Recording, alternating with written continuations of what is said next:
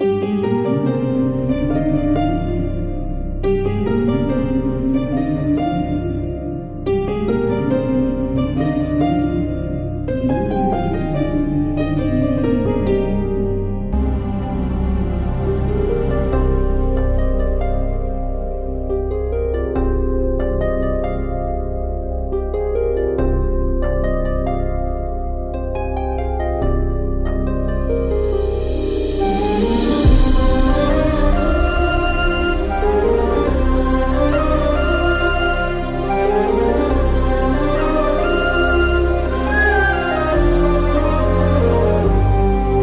Friends, ఇవాళ అయితే చలివేంద్రం పెట్టడం జరిగింది.